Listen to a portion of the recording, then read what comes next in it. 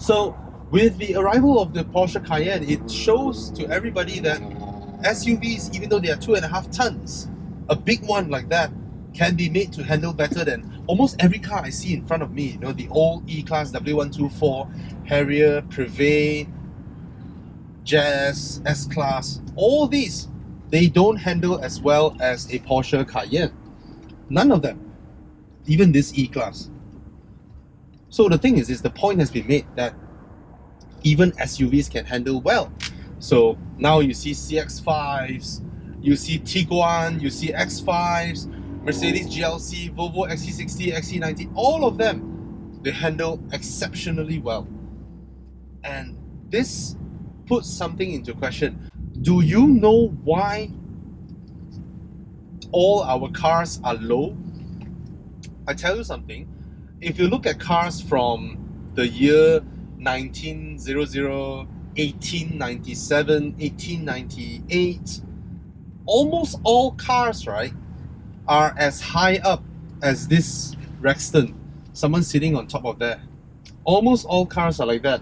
Because back then, they put all the machinery underneath, then the people sit on top, like old carriages. Not only that, our roads, our tarmac roads, is not something common.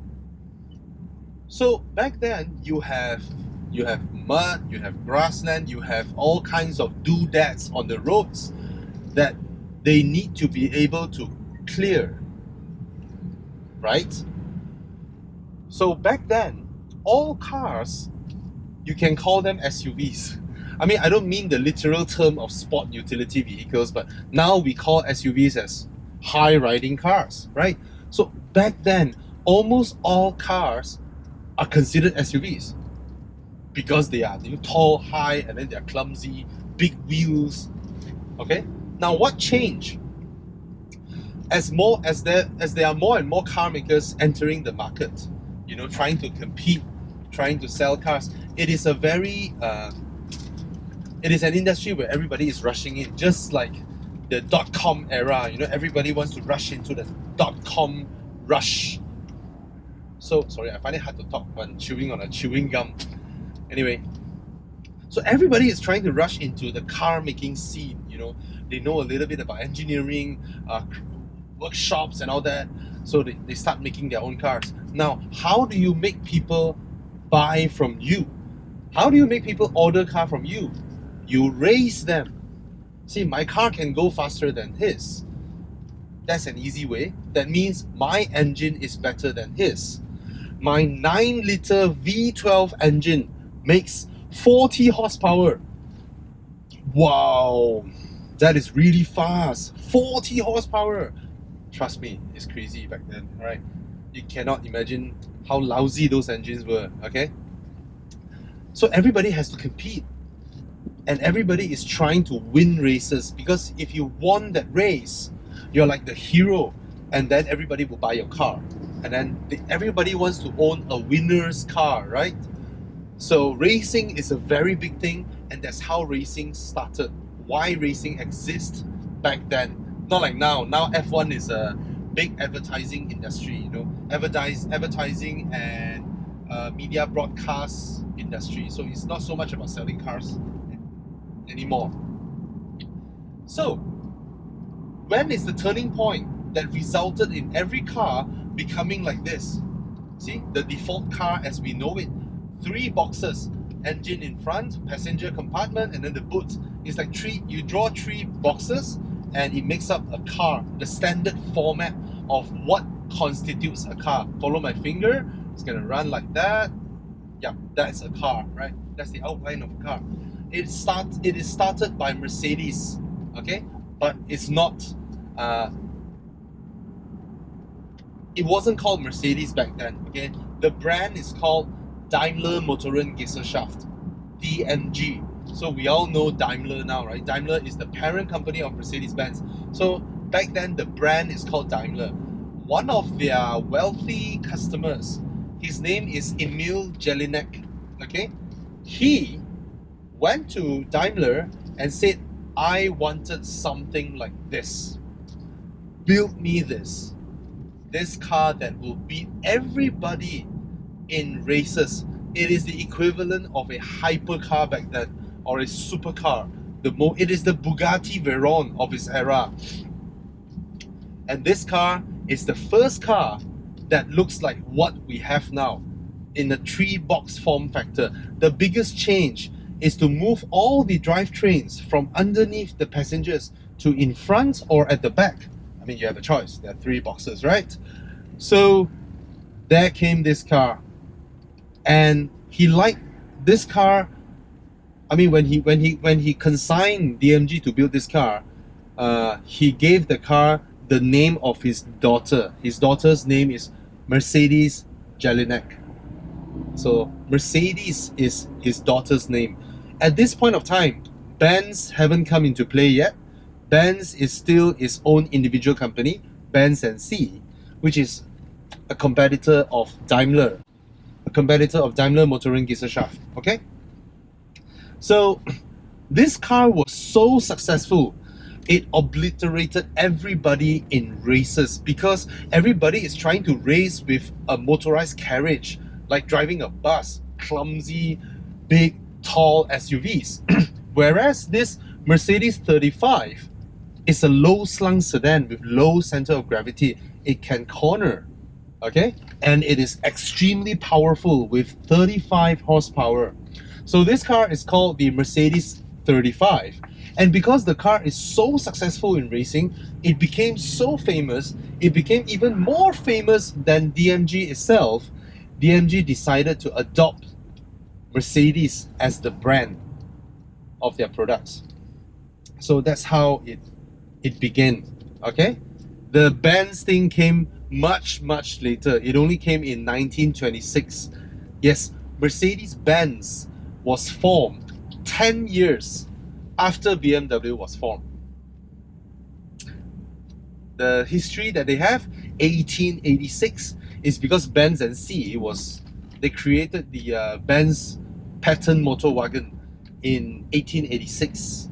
That time I think he haven't even formed a company. Anyway, so those are some trivias. So, and to me, one of the greatest cars in the world is the Mercedes 35. Not so much the Benz patent motor wagon, because if they call that the first car in the world, it's actually not, because that was the first internal combustion engine car in the world. Because before the Benz patent motor wagon, the 1886 one, way before that, the French, they built steam cars, right? You have electric cars.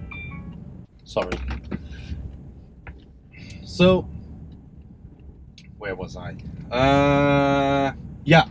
So that car, the Mercedes 35, set the template for how every single modern car looks like now. The Iswara in France, the Persona, even though that looks like a potato, Honda Accord, not so much the Jazz, but the car as we know it, right? Vento, Polo, Honda City. Every single car is almost a 3-box form factor, and this all came from Mercedes 35, the low-slung car for center of gravity. Now, why do I even talk about this? Because I believe with how SUVs are evolving, SUVs will become the car of the future, the default car of the future. So if you ask a kid that is about 10 years old now, hey, draw a car, he will draw something along the line of a Proton Saga, right? 3 boxes. But 5 or 8 years from now, if you ask a child to draw a car, he or she might draw an SUV. Because when SUV no longer have the issue of having to deal with clumsy handling, number one. Secondly, when motor racing is no longer important anymore in this current age, because you don't sell car by winning races, you sell car by having more USB ports, by having more cup holders, by having less fuel consumption, by having more space. That's how you sell a car now, not so much in racing. Hence, I believe in the future, every single car or the default car will be SUVs. As evidenced in 2018's World Car of the Year, all three of them are SUVs. The finalists: Range Rover Velar, Volvo XC60, Mazda CX-5. And which car won the most beautiful car of the year award? Not a supercar, not a sports car, not a luxury limousine, but an SUV. That just 10 years ago, everybody regard SUVs as a plight. Tall, ugly, unwieldy. They give them all sorts of expletives, you know, heavy and all. But now we already accept this form factor, and after we accept this form factor, we are able to judge whether it is beautiful or not.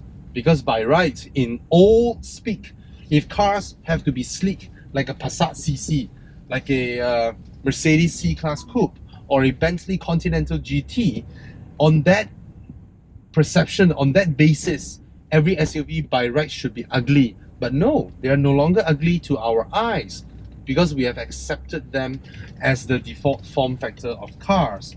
And hence, the Range Rover Velar won World Design Award, and not a supercar, not the LC500, but a Range Rover Velar. And it's not a car per se that won World Car of the Year, but it is an SUV. Do they even create an SUV category? No, there's no need for an SUV category anymore in world awards like that, because SUVs has become the standard car. They have taken the place of a standard car. Now, is an SUV practical or a sedan? There's no challenge. SUVs are way more practical.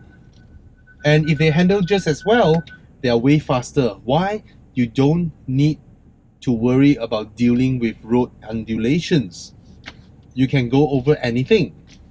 And there's no drawback, because they are no longer clumsy. Yeah, so the default car of the future is an SUV. Cheers.